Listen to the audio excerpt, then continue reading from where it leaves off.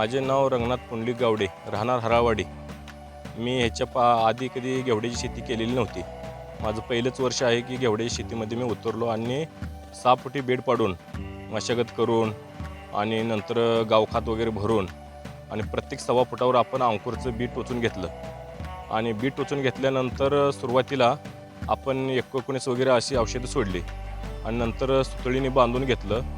आणि वेल पूर्ण तारावर चढल्यानंतर आपण नागाळीचं, परत कीटकनाशक अशा फवारण्या 2-3 केल्या. आणि नंतर फुलकळी लागायच्या आधी आपण ह्याच्यामध्ये दोन्ही बाजूला मुळा लावून घेतलेला होता. मुळा हा श्रावण महिन्यामध्ये चांगल्या मार्केटमध्ये घावला आणि मुळ्यामधून मला 40,000 ते 45,000 हजाराचं मला उत्पन्न मिळालं. आणि नंतर लगेच मुळा संपत नाही तोपर्यंत लगेच घेवड्याचं उत्पन्न चालू झालं. आणि घेवड्यामध्ये माझा 750-800 किलो माल एका तोड्याला माझा निघत होता.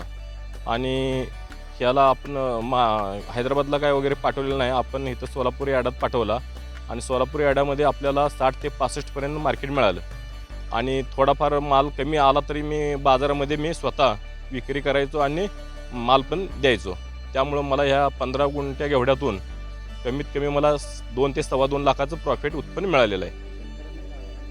शेतकऱ्याला मला तर असं वाटतं की ऊसापेक्षाही घेवडा शेती सर्वात उत्कृष्ट आणि फायद्याची शेती आहे. त्यामुळं मी आता थोडा 15 गुंठा केला आहे. पुढच्या वर्षी कमीत कमी एकर तरी मी करणार आहे.